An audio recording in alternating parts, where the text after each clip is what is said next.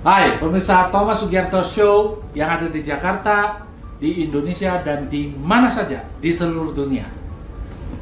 Tidak terasa, kita sudah lewat 1 minggu.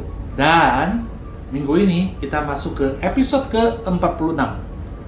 Nah, kali ini masih serial From Zero to Hero. Nah, sebagaimana Anda tahu, konsep dari Thomas Sugiarto Show adalah kita mau Anda mendapatkan pencerahan dari narasumber yang mulai dari nol, berjuang hingga sukses, tentu ada jatuh bangunnya, ya, dan menjadi seorang yang luar biasa di masa depan. Kenapa bisa demikian?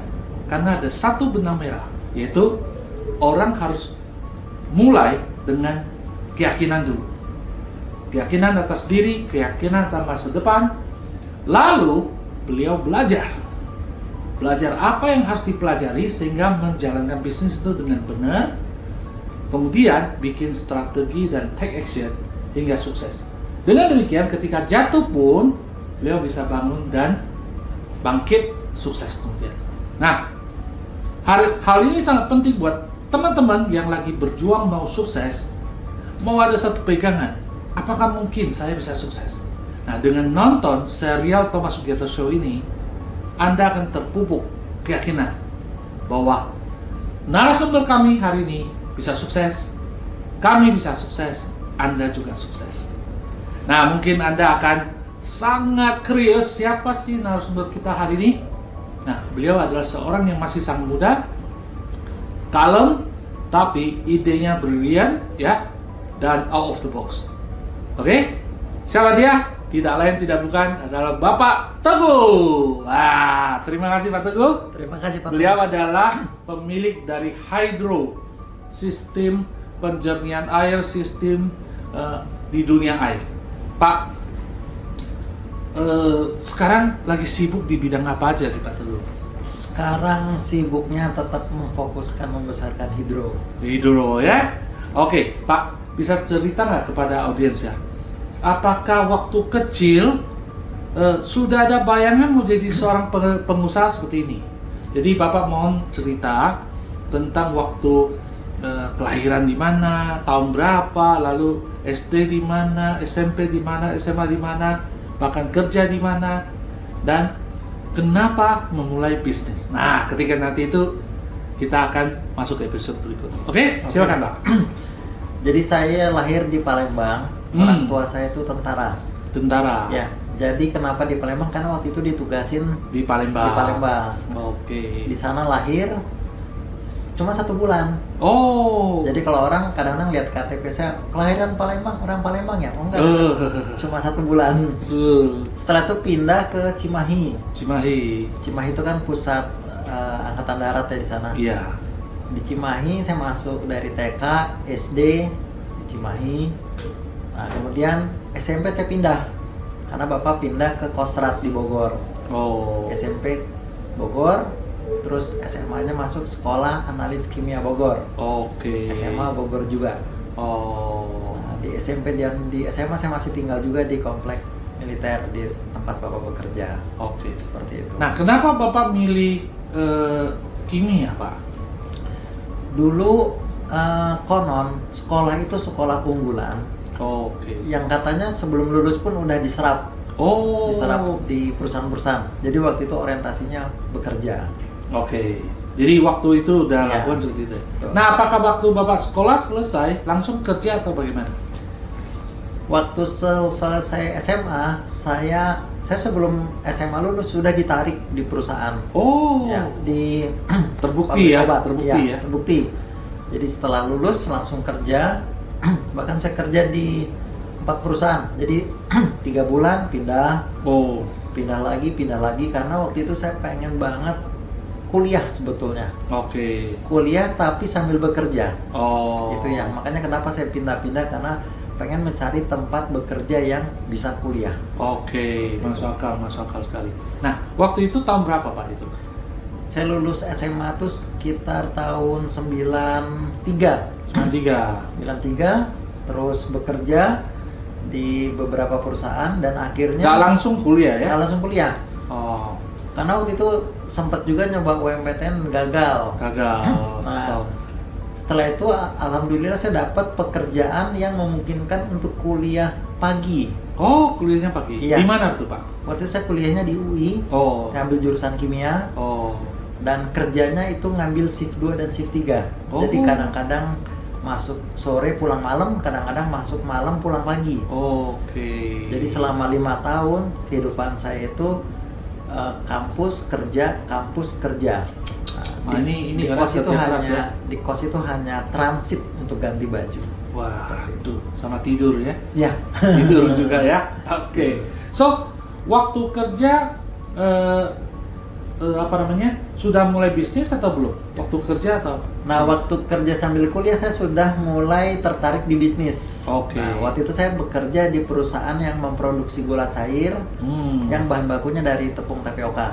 Oh. Nah, gula cair itu dipakai untuk bahan baku buat sirup. Oh. Nah, maka saya waktu itu mulai berbisnis sirup. Oh. Bisnisnya di rumah orang tua.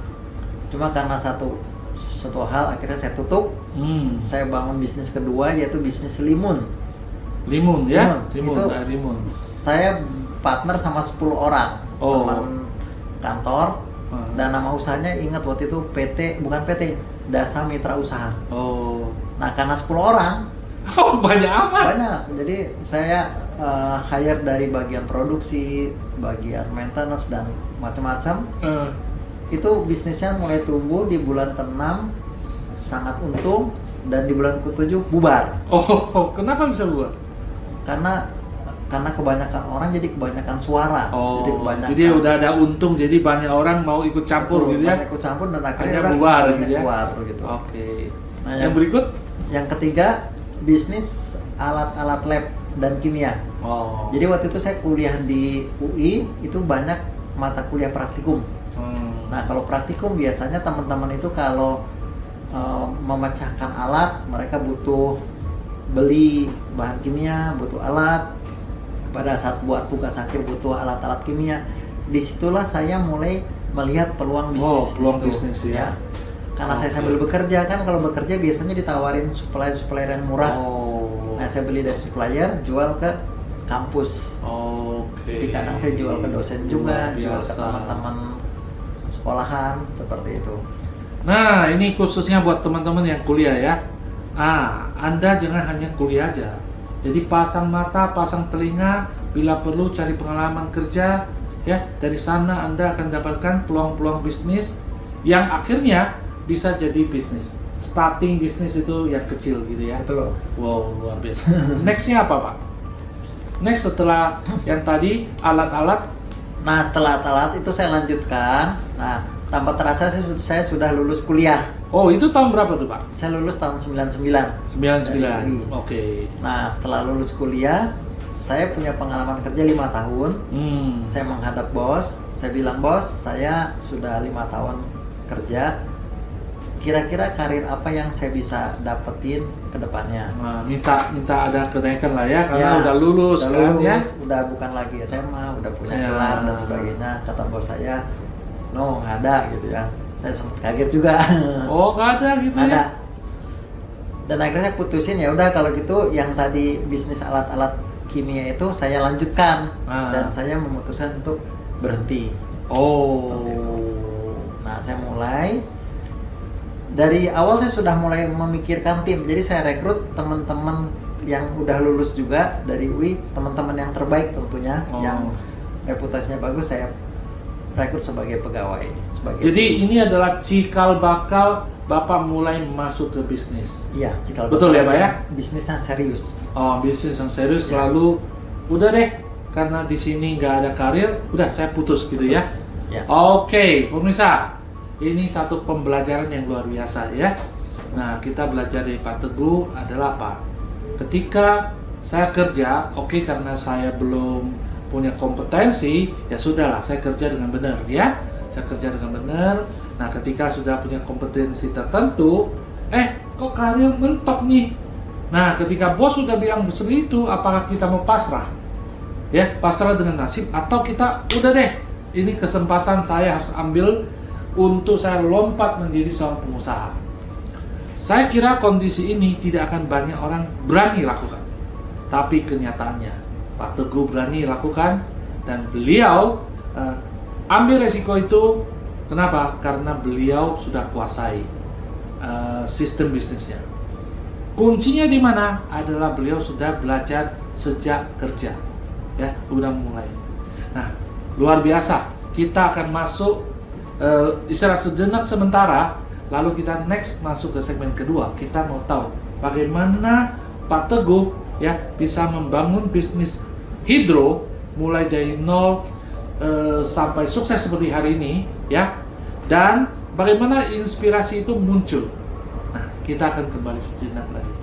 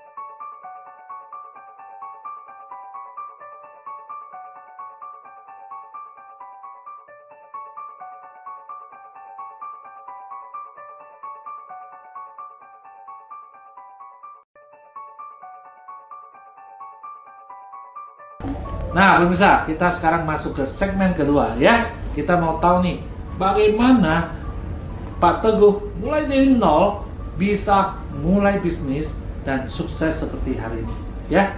Pak, waktu Bapak putuskan keluar, tentu ada gejolak di dalam hati, ya.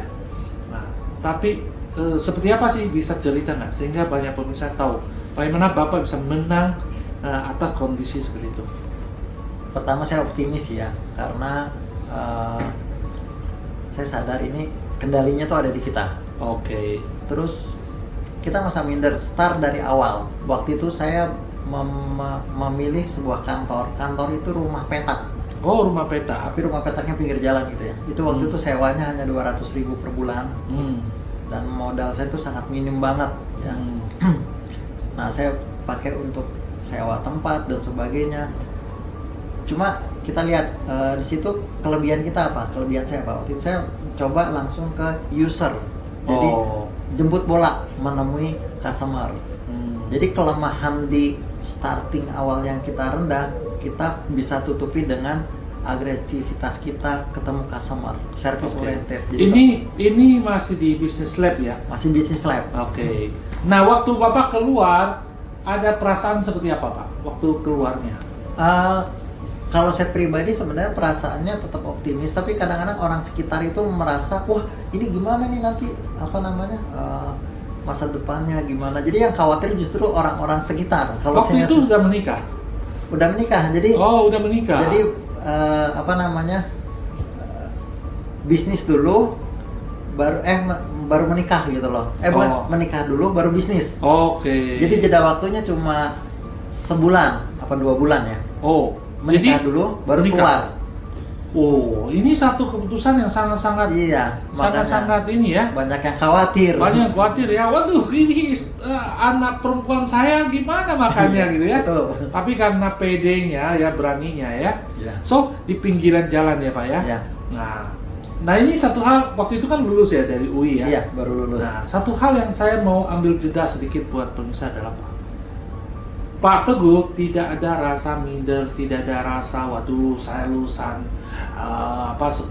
sebuah universitas ternama lalu sewa tempat ini. Tapi beliau berani sewa tempat ini adalah satu batu loncatan untuk bisa loncat lebih jauh ya. So Pak, bagaimana dari awal Bapak atur strategi seperti apa? Pertama atur strateginya adalah kita mendekati target market. Jadi customer itu labs itu ya. Kampus itu kan target market, ada kampus fakultas teknik, fakultas MIPA. Saya deketin mereka, jemput bola, dan akhirnya dapat order dari situ. Oh. Seperti itu. Nah, bisnis itu bertahan berapa lama? Saya akhirnya memutuskan saya tutup dalam waktu setahun. Oh, setahun tutup. Karena waktu saya mulai ekspansi keluar kampus ya ke dunia industri, banyak perasaan gak enak. Kenapa? Kadang-kadang user itu minta bagian gitu ya, semacam upeti gitulah. Oh, upeti. Nah, saya berpikir wah ini bisnis nggak bagus nih karena apa namanya? Melanggar nurani ya. Nurani. Oh. Akhirnya saya berpikir kira-kira market di luar sana butuh produk apa yang saya sendiri masih mampu menciptakan sesuatu. Oh. Nah, saya jadi ingat waktu kerja saya banyak berkaitan sama riset and development di bidang air dan media filtrasi. Nah, itu saya gunakan sebagai modal untuk membuat produk yang sekarang ini udah saya kembangkan, yaitu filter air. Oh, hidro ya? Hidro. Saya cut sejenak ya. Nih teman-teman, dua pelajaran penting dari Pak Teguh adalah apa? Bahwa ketika dia berbisnis, keluar dari kampus, ketika dia distribusi, ternyata banyak orang yang minta upeti supaya barangnya masuk. Nah, beliau orang yang secara moral ada, ya, sangat kuat, sehingga beliau pikir, ini bukan bisnis saya untuk ke depan. Uang ada, ya, tapi secara tanggung jawab ke atas itu nggak oke. Akhirnya beliau, udah deh, saya harus berani lepaskan apa yang ada di tangan, kemudian apa yang mau saya lakukan. Nah, beliau review lagi, dulu saya pernah kerjain apa? Ternyata air. Oh, air itu bisa gini-gini nih. Oh, ternyata di luar sana banyak orang butuh seperti itu. Nah, pelajaran keduanya yang kita dapat adalah apa? Adalah teman-teman, selama Anda kerja, Anda harus kerja dengan sungguh-sungguh. Ketika Anda kerja dengan sungguh-sungguh, sesuatu itu masuk ke dalam diri Anda, menjadi aset, menjadi pengetahuan. Nah, ketika pada saat situasi dibutuhkan, pengetahuan itu keluar dan bisa jadi satu cikal bakal bisnis. Kenyataan memang di lapangan, Pak. Banyak orang kerja asal-asalan. Akhirnya apa? Ketika dia keluar, dia nggak punya expertise yang benar-benar. Akhirnya, apapun yang dia lalui selama kerja, sia-sia belaka. Ini satu pelajaran yang sangat berharga buat kita pelajari hari ini. Oke, Pak, lanjut. So, air itu Bapak masuk ke hydro gitu ya? Jadi saya buat sebuah alat ya, penjernih air. Apa itu udah namanya hydro atau belum? Bukan, waktu itu saya belum belajar yang namanya branding dan sebagainya. Saya kasih nama Aladin. Aladin, oh awalnya ya? Aladin, tagline-nya tuh Magic Water Filter. Oh. Karena air kotor lewat alat itu jadi jernih. Oh, jadi seperti magic. Itu supaya bagus gitu ya? Nah, kemudian saya nggak berhenti belajar itu. Waktu berbisnis saya mulai ikut workshop, ikut seminar, ikut training. Workshop tentang apa, Pak? Tentang membangun branding, tentang sales management, tentang customer service. Jadi bukan training tentang produknya, tapi tentang membangun bisnisnya itu sendiri. Nah, ini yang sering kali orang lewatin ya. Kebanyakan orang hanya tahu how to make it ya, tapi how to sell it-nya belum bisa ya. Betul. How to packaging gitu ya. Nah, ini juga penting sekali. Jadi kita harus invest seperti itu. Oke, Pak, lanjut. Lalu setelah itu saya ganti mereknya menjadi Hydro. Dan saya membuat PT baru waktu itu 2003 namanya PT Hydro Water Technology. Oke. Jadi kenapa namanya Hydro? Ini sesuai dengan arti air gitu. Iya, Hydro itu nama yang bagus, simple, dan ada konotasi dengan air. Oke. Nah, ini juga satu hal tentang branding ya. Sesuatu yang harus gampang diingat, mudah dipahami dan ada kaitan ya. Kalau Aladin kan nggak ada kaitan ya, tapi memang walaupun masih masuk ya. Oke, lanjut Pak, lanjut. Nah, setelah itu baru jadi dari awal saya memperhatikan yang namanya legalitas ini juga gitu ya. Legalitas. Jadi karena kalau kita sudah melangkah ke depan, ternyata legalitasnya lemah, repot. Nah, itu Hydro itu saya udah patenkan dari tahun 2000, udah saya buat domainnya Hydro.id, dan saya nggak nyangka setelah dulu kan internet masih jarang, sampai saat ini ternyata itu aset yang paling berharga domain itu.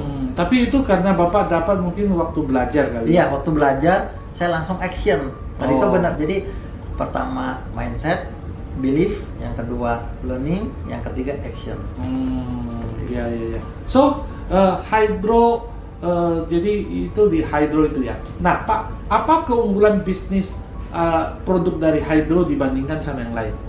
Ini kan seperti, let's say, maaf misalnya importir dari China atau apa luar negeri kan banyak yang masuk.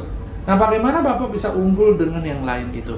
Hydro itu unggul dengan kompetitor di 3 aspek. Pertama produk quality, jadi kita nggak bermain di harga murah. Dan Hydro mungkin satu-satunya perusahaan yang sudah dapat sertifikasi ISO 9001. Yang kedua, service oriented. Jadi orang udah pakai Hydro nggak dilepas begitu aja, ada kontrak service, ada kunjungan berkala, ada maintenance, dan ada spare part yang perlu kita siapkan setiap saat. Nah ini pelajaran yang sangat penting ya. So dalam konteks ini Pak Teguh tidak main di red ocean ya. Dengan perang harga sama sana, kemungkinan kita akan kalah ya. Sana murah. Tapi dari awal beliau sudah masuk ke blue ocean, sehingga ketika blue ocean ini masuk, lalu pikirkan lagi bagaimana kita bisa bertanding melawan orang yang hanya jual produk. Salah satu adalah maintenance, dan karena air ini kan sesuatu yang sangat vital. Betul. Bahwa orang awareness untuk maintenance itu sangat tinggi, sehingga beliau bisa kuasai market. Ini satu hal yang sangat cerdik Pak. Ya, jadi itu yang membuat kita berbeda. Yang satu lagi adalah integrate water technology. Jadi kualitas air itu sangat ditentukan oleh di berbagai tempat itu beda-beda. Dan karena saya backgroundnya kimia, itu bisa customize. Jadi air di daerah 1 dengan 2 bisa solusinya berbeda. Orientasinya benar-benar water solution dan customer oriented. Ini keunggulan ya, keunggulan yang nggak bisa dibeli dengan alat saja. Karena kalau alat saja dia saring, tapi daerah yang mineralnya berbeda ya, itu akan berbeda. Jadi Bapak cek dulu mineralnya apa, komposisi dari penyaringnya ya. Betul. Sangat-sangat luar biasa. Oke Pak, next Bapak kembangkan ke apa lagi? Tadi kan cuma saring air, lalu ke bisnis apa lagi? Lini bisnis apa lagi? Kalau untuk Hydro, saya akan kembangin lininya ke industri, terus industri ya, terus untuk penyaringan air laut menjadi tawar. udah Bisa ada juga, itu? Udah ada, kita udah pernah beberapa supply. Itu ke tengah pulau gitu bisa. Itu sangat-sangat dibutuhkan di Indonesia nih, dan dunia, bukan cuma Indonesia. Lalu berikutnya sama limbah industri, dan ke depan kita udah Hydro dapat kepercayaan pegang lisensi dari Nisei Jepang untuk produk itu, jadi limbah itu bisa di-recycle menjadi air bersih. Ini lagi. Teknologi masa depan. Wow, jadi beliau fokus ke urusan yang menyangkut ke air. Tapi satu hal yang saya lihat adalah apa? Beliau sudah visinya jauh ke depan. Ya, nanti market, suasana, teknologi seperti apa di masa depan, beliau udah loncat ke depan, sehingga perusahaan tetap bisa survive, produk tetap dicari. Luar biasa Pak. Nah Pak, bisnis Hydro ini sekarang itu cakupan wilayahnya di mana aja Pak? Kalau saat ini Hydro udah menjadi market leader di Jabodetabek. Dalam waktu dekat saya akan ekspansi ke seluruh kota-kota besar di Indonesia. Dan bukan tidak mungkin saya akan ekspansi ke ASEAN dan wilayah dunia lainnya. Karena memang kita harus bisa seperti itu. Karena fokus dari Bapak itu kan bukan cuma sekedar jual produk ya. Kalau jual produk kan mungkin di luar negeri saingan sama produk lain. Tapi kalau fokuskan ke service ya, itu akan lain. Cuma challengingnya mungkin adalah bagaimana bisa menciptakan SDM yang bisa menghandle service itu ya. Betul. Itu luar biasa. Ada rencana ke berikutnya, misalnya ke IPO atau apa? IPO masih dipikirkan, tapi kalau market dunia udah dari sekarang saya sudah pikirkan. Tapi kalau udah sampai ke market dunia pasti orang akan berbondong-bondong ya. Dan masuk ke IPO pasti akan sangat-sangat gampang. Betul ya Pak ya? Nah Pak Teguh, ini kan acara saya ini kan ditonton oleh semua orang ya, baik dari Jakarta, di seluruh Indonesia, sama bahkan di luar negeri. Kalau seandainya dari luar Jakarta ada yang mau beli ya via online atau apa, bisa hubungi kemana Pak? Bisa hubungi di website Hydro di www.hydro.co.id. Oke. Nanti masuk situ aja, bisa langsung ada info keluar kota. Oke. Atau orang mau tanya-tanya dulu tentang produk ini seperti apa, bisa hubungi ke nomor telepon berapa Pak? Bisa, di web itu ada chatting online. Jadi Bisa chatting online CS-nya juga? udah standby dari pagi sampai malam. Oh, Ya, atau misalnya orang mau tanya apapun bisa Ya. di situ ya. Ya. Oke pemirsa, jadi kalau Anda mau pesen ya, bisa pesen melalui online seperti itu. Ya. Nah Pak, selama pengembangan itu ya, apakah ada masalah yang timbul?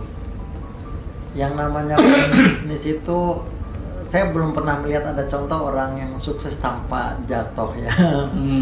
Jadi kalau dilihat cerita, tapi kalau cerita dulu begitu kita ingat jadi indah sekali. Misalkan dulu waktu pertama kali bangun bisnis, pernah pabrik itu mengalami kayak semacam pencurian, setengah aset hilang, setengah mesin-mesin hilang.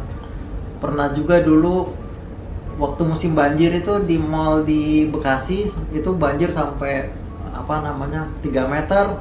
Saya punya outlet pemasaran ada 3, tenggelam semua. Oh. Itu recovery-nya 6 bulan. Oh. Dan tentu tantangan lain yang ya akhirnya kita anggap itu sebagai bagian dari kehidupan, enjoy Pembelajaran aja. ya. Pembelajaran. Oke.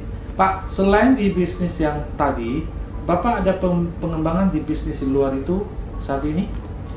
Kalau saya punya bisnis di luar Hydro itu, saya punya depot air minum. Ada beberapa ya di Depok. Terus saya sudah mulai mengembangkan agribisnis juga. Agribisnis. Pangan. Kenapa Bapak masuk ke agribisnis? Katanya Indonesia ini negara yang sangat seksi di bidang pengembangan pangan. Karena dia ada di daerah ekuator. Oh. Nah, saya sudah mulai coba di situ juga. Jadi pangan itu ke depan tidak akan pernah habis. Oke, karena kebutuhan itu ya. Ya. Oke, ini hari ini saya pribadi ya, saya nggak tahu Anda, tapi saya pribadi dapat banyak sekali insight dari beliau ya. Melihat adalah futures dulu, baru tarik ke sekarang apa yang harus dilakukan ya. Nah, sangat-sangat menarik. Pak, apa tantangan ke depan Pak? Di bisnis Bapak ini 5-10 tahun ke depan, apa tantangan yang menurut Bapak lihat? Tantangan ke depan ini namanya teknologi IT, mobile device itu semakin berkembang. Nah, bagaimana kita menciptakan produk yang bisa selaras dengan perkembangan teknologi. Saya lagi merancang produk itu bisa dikontrol lewat smartphone. Oh. Kemudian untuk employee kan sekarang generasi mudanya sangat dinamis melek teknologi. Bagaimana kita bisa mengadopsi perubahan tersebut. Oke. Dan ke depan memang cita-cita Hydro itu perkembangan bisnisnya melalui akuisisi perusahaan, bukan sekedar tumbuh secara organik. Nah, ke pengembangan robotika teknologi itu bisa nggak diadopsi ke dalam teknologi yang Bapak kembangkan sekarang? Iya bisa, karena saya sedang mengembangkan. Karena kalau kita tidak bisa, maka orang lain akan melakukannya. Oke, so Jadi, harus kita atau orang lain yang ambil ya. Iya. Pak, pembelajaran apa sih yang Bapak dapatkan selama menjalankan bisnis ini yang paling luar biasa? Bisnis itu challenge terbesar adalah develop people. Jadi kalau kita berbicara dengan benda mati, produk solusinya selesai, masalahnya selesai. Tapi kalau manusia itu dinamis banget. Hari ini dimotivasi dengan cara A berhasil, besok belum tentu. Dan itulah yang paling menguras energi sebenarnya. Kita harus benar-benar menguasai people development ini dan karakter-karakter dari tim seperti itu. Wow, luar biasa ya Pak ya. Pak, dari pemirsa, ini kita hari ini belajar banyak ya. So hari ini kita akan stop di sini di sesi kedua ya. Nanti kita akan masuk ke sesi ketiga. Tapi sesi kedua ini kita dapat banyak sekali hal yang luar biasa dari Pak Teguh ya. Kita akan kembali sejenak ya, mengetahui tentang bagaimana sih Pak Teguh menjalankan bisnis tapi cara pandangnya tentang uang dan waktu seperti apa. Kita akan kembali lagi sejenak.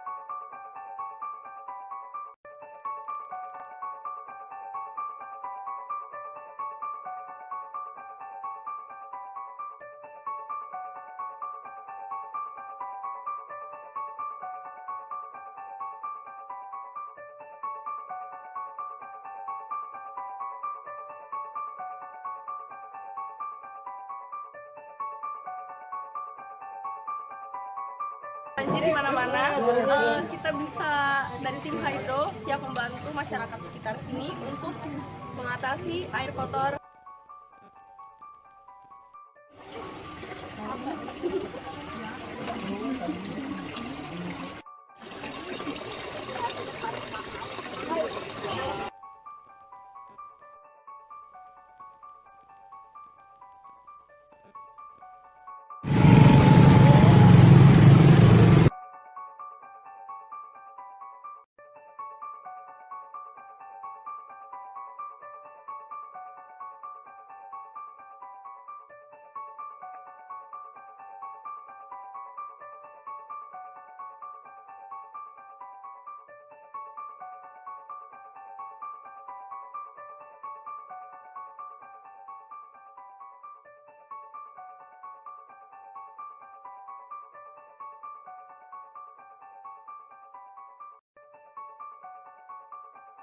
Siapa kita?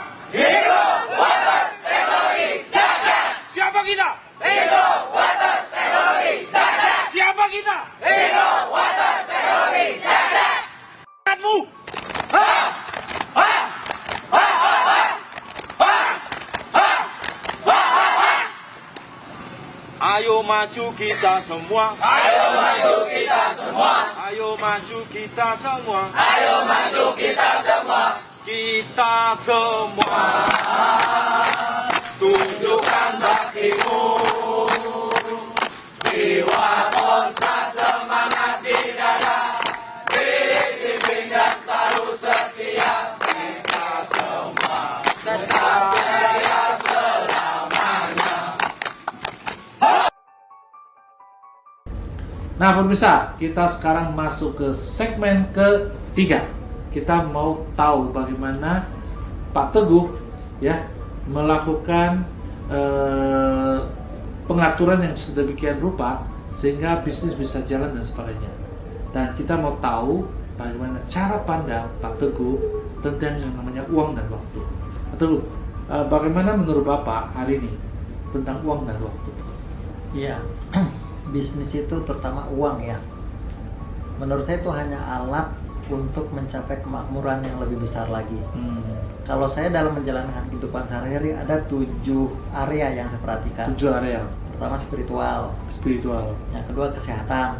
Karena jangan sampai di usia muda kita mengorbankan kesehatan untuk cari uang, setelah tua kebalikannya kita bayar pakai uang untuk memadukan kesehatan. Oh gitu. Yang ketiga intelektual. Jadi kita harus selalu update pengetahuan, knowledge, skill karena dunia berubah terus. Kita kalau nggak update akan kalah bersaing. Yang ketiga jangan lupa aset alokasi. Yang keempat ya? Yang keempat ya kita mengumpulkan aset karena kalau diputar di bisnis semua risikonya tinggi. Oke. Yang kelima relationship. Jadi jangan sampai hubungan kita sama pasangan dan keluarga terganggu juga karena kita sibuk di bisnis. Harus ada alokasi waktu di situ. Yang keenam itu sosial. Jadi selain kita berbisnis untuk diri kita, kita pun berbagi untuk orang lain, untuk sesama pebisnis yang masih lemah, untuk masyarakat sekitar. Dan yang ketujuh itu fun, saya bilang fun itu pleasure. Jangan lupa kita jalan-jalan menikmati kehidupan di luar sana, karena dunia kita tuh bukan hanya dunia kerja, bisnis, bank, ATM, supplier, tanah abang ya, tapi di luar sana ada alam yang indah, ada challenge yang bisa kita Luar nikmati. biasa ya. Seperti itu. So saya akan coba ingat-ingat ya. 1, spiritual. Ya. 2, kedua, kesehatan. 3, yang ketiga ada pengembangan diri, ya. Yang keempat adalah aset. Jadi udah kembangkan ya, ini harus dialokasi aset. Jangan semua taruh di bisnis ya. Betul. Dan yang kelima adalah hubungan, keluarga. Yang keenam adalah tentang sosial, ya, berbuat sosial buat orang lain. Ya, jadi hubungan baik dulu, keluarga baik dulu, baru urusan itu. Sosial. Yang ketujuh adalah have fun, ya. Semua ini ya, wih, luar biasa Pak. Kayak 7 keajaiban dunia. Ya. Ini 7 keajaiban pribadi ya Pak ya. Wow. So, uang, sekali lagi, kebanyakan saya tanya adalah uang bukan sesuatu yang segala-galanya, tapi segala-galanya butuh uang. Betul. Ya, jadi uang itu sebagai alat, bukan utama. Ya, dan waktu. Bagaimana menurut Bapak soal waktu? Waktu juga gini, waktu itu sebenarnya representasi dari kita memandang itu penting atau enggak. Jangan sampai waktu itu habis untuk bisnis semua, saya bilang. Jadi kita harus bagi-bagi waktu sesuai dengan tadi itu yang 7 alokasi itu ya. Karena ketika kita serius berarti kita mengalokasikan waktu itu. Waktu itu tidak bisa dibalikin. Ya. Seperti itu. Berarti Bapak dalam konteks ini juga adalah menggunakan uang beli waktu. Betul. Membeli waktunya orang-orang lain sehingga orang lain bisa kerjakan Bapak punya kerjaan lebih baik, lebih banyak ya. Sehingga Bapak bisa punya waktu. Gitu ya. Dan dari awal tuh saya berbisnis memakai tim. Memakai tim. Nggak sendiri, karena kalau sendiri saya habis waktu. So Bapak bagaimana caranya Bapak membangun satu tim Pak? Apakah ambil dari luar atau Bapak membangun tim sendiri?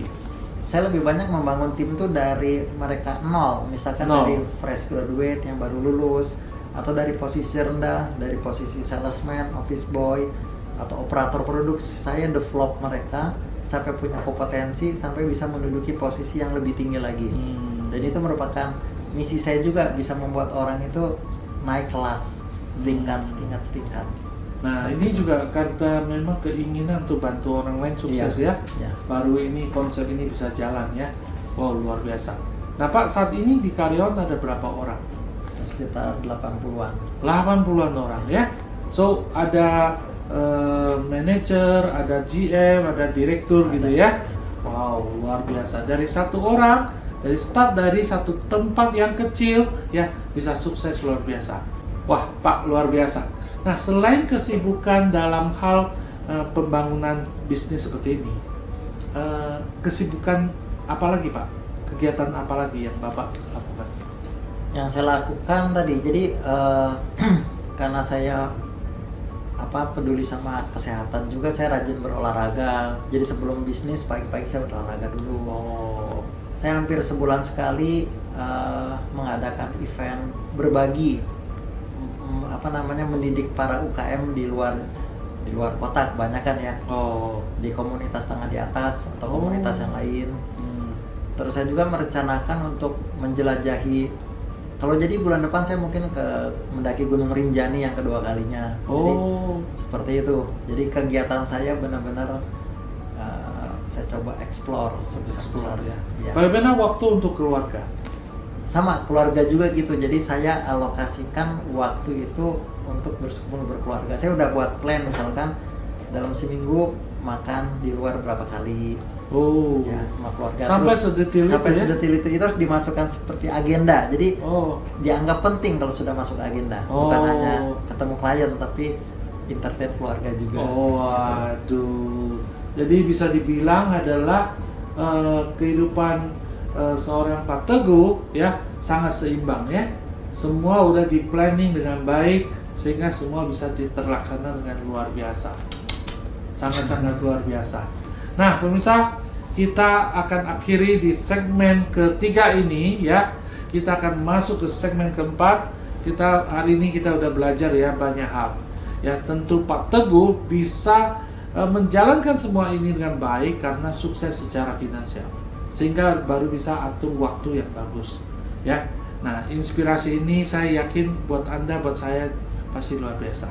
Tapi karena faktor waktu kita harus selesaikan segmen ketiga ini, kita akan masuk ke segmen keempat. Sebentar lagi kita akan kembali.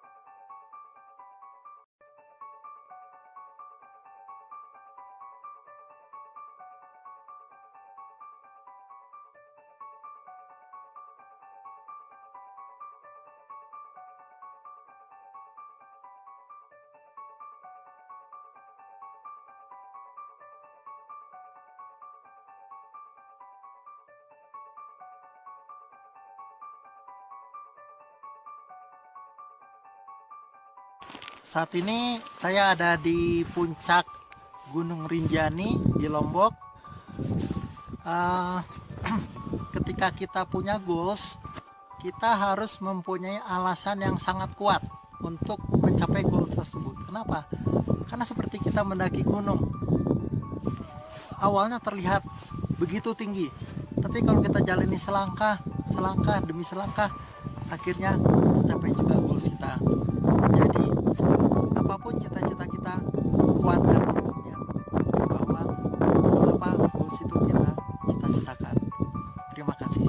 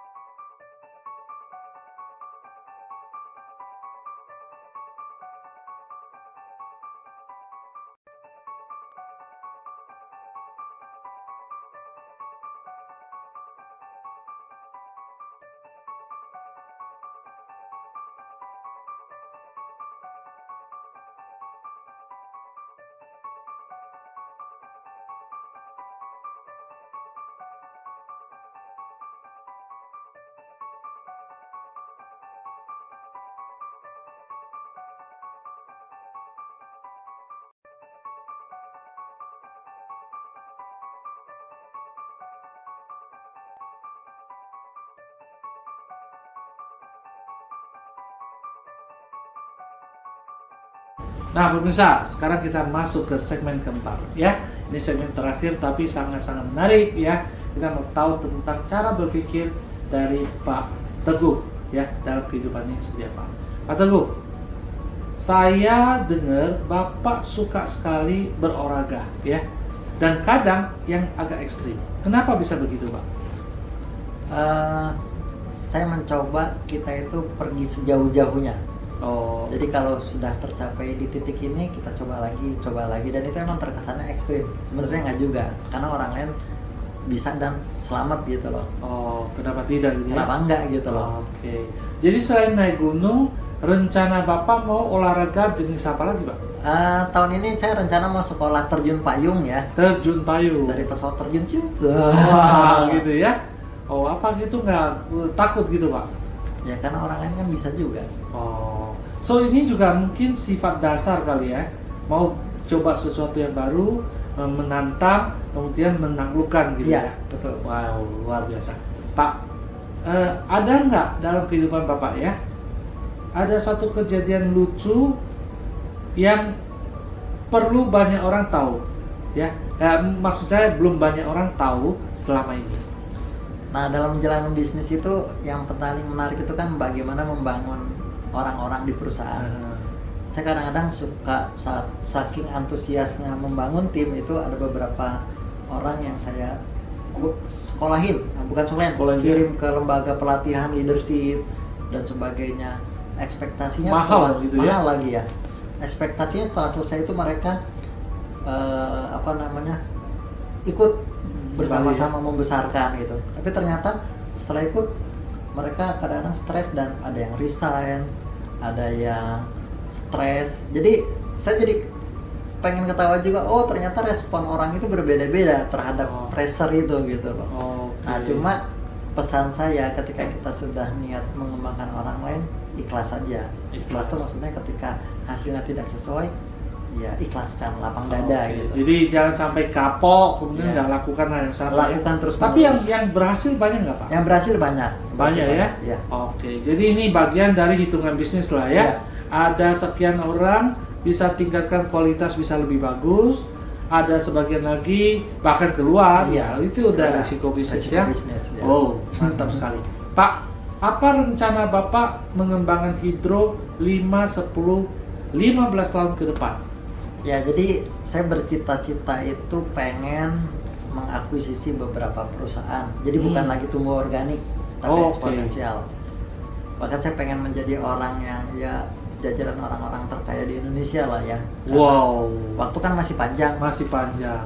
Nah, kenapa enggak gitu? Kenapa tidak? Mereka bisa, kenapa kita tidak ya? Iya. Oke. So, akuisisi perusahaan. Kenapa menurut Bapak akuisisi perusahaan itu bisa dijalankan? Karena banyak beberapa perusahaan yang jatuh bangun dan pada sejatuh saya bisa memanage organisasinya, manajemennya, dan itu harganya biasanya murah. Setelah saya sentuh mungkin bisa naik lagi. Itu cara yang paling mungkin untuk menumbuhkan perusahaan secara organik, secara eksponensial, bukan organik. So ini satu hal yang sangat menarik. Biasanya kan orang hanya mau masuk pengembangan bisnis ke core competence ya, core competence-nya beliau gitu. Bapak justru ambil bisnis yang lain yang berbeda tapi dibenahin dan sebagainya ya. Nah, lalu bisa jual lebih tinggi gitu ya. Nah, inspirasi ini Bapak dapat dari mana? Beberapa orang terkaya di dunia dan Indonesia permainannya seperti itu. Oke. Nah, ini juga satu hal yang mengingatkan saya adalah ada satu pepatah mengatakan bahwa siapa 5 teman Anda yang terbaik, maka jadilah Anda secara keuangan ada di situ. Nah, dalam konteks ini Pak Teguh adalah dia menggunakan atau menjadikan orang-orang top dunia sebagai model supaya beliau bertumbuh sehingga bisa luar biasa. Cara beliau-beliau yang di luar sana adalah beli bisnis. Nah, mungkin banyak pemirsa bertanya juga, saya kan nggak bisa kuasai semua. Tapi sekali lagi, karena ada duit, kita bisa beli orang-orang pinter bekerja buat kita ya. Aha, ini sangat-sangat luar biasa. Pak, dalam perjalanan hidup Bapak selama sekian ini, apakah ada kaitan antara perjalanan hidup Bapak itu dengan believing, learning, action, Pak? Iya jelas, karena gini, di luar sana banyak orang pintar, tapi dia tidak punya keyakinan untuk berhasil yang akan bisa. Semua dimulai dari keyakinan diri, setelah itu kita tetapkan goals, baru kita tentukan caranya. Jadi goalsnya dulu, baru caranya seperti apa. Setelah tahu caranya, itu tidak akan menjadi apa-apa kalau kita tidak lakukan. Jadi set goal, tahu caranya, baru lakukan. Tahu itu dalam arti adalah belajar ya? Lakukan action. Lakukan action ya. Sehingga ini, jadi proses ini tetap berlaku ya. Tetap berlaku dan Bapak, continuous ya? improvement, terus menerus, makin lama makin besar. Pak, jika waktu bisa diputar ulang, apakah ada sesuatu yang Bapak mau lakukan berbeda dengan perjalanan hidup hari ini? Saya enjoy menikmati yang sudah saya lalui, suka dukanya, dan saya pengen mengalaminya lagi seperti itu lagi. Oh, sesuai dengan yang lama ya? Ya. Oke. Pak, apa saran Bapak ke generasi muda Pak? Sehingga bisa memulai sukses, sehingga bisa sukses seperti Bapak hari ini. Ya, jadi saran saya untuk generasi muda, kuasai suatu kompetensi, dalamin, fokus, sehingga kita punya keunggulan bersaing dengan negara-negara tetangga, negara-negara yang lain. Karena kalau kita nggak pernah fokus, nggak pernah punya kompetensi, kita nggak bisa bersaing. So, bagi anak muda, ketika berarti ini dalam konteks ini adalah pada saat dia masih muda, dia harus udah mulai tentukan tujuannya. Dari muda sudah mulai tentukan tujuan, jangan terombang-ambing dan jangan terbedaya oleh hal-hal yang kurang baik. Oke, nih pemirsa, luar biasa sekali ya. Kita hari ini belajar banyak dari Pak Teguh ya. Saya yakin Anda pasti juga bisa lihat ya dari gesture ya, beliau berbicara begitu percaya diri ya, bahwa orang Indonesia tidak kalah dengan luar negeri. Orang Indonesia bisa bersaing dengan luar negeri. Caranya adalah di bidang service, after self service-nya harus dikuatkan. Maka kita tidak akan takut bersaing dengan siapapun. Kita masuk ke market yang bukan jual barang murah sehingga jor-joran dengan harga diskon. Pak, terima kasih sekali lagi Pak. Sama-sama, Pak. Ya. Saya yakin ya pemirsa belajar banyak dari apa yang kita ngobrol hari ini ya. Dan saya yakin Indonesia akan lahir teguh-teguh yang lain, teguh-teguh muda yang lain yang mempunyai jiwa teguh dan sukses di masa depan. Pemirsa, kali ini saya akhiri episode ke-46 ya. Di minggu depan saya akan undang narasumber yang juga sangat kompeten ya, yang di bidang lain, sehingga Anda bisa belajar lebih lanjut dan menjadi orang yang memberikan berkat bagi masyarakat ya. Anda lihat perjalanan hidup Pak Teguh ya, memberikan manfaat buat sendiri, buat keluarga, dan juga bawa orang-orang yang di sekitarnya. Nah, kita harus punya tujuan hidup seperti itu. Betul ya Pak ya? Betul. Oke pemirsa, kita akan kembali lagi di minggu depan. Kita dadah sama pemirsa. Sampai ketemu di minggu berikutnya.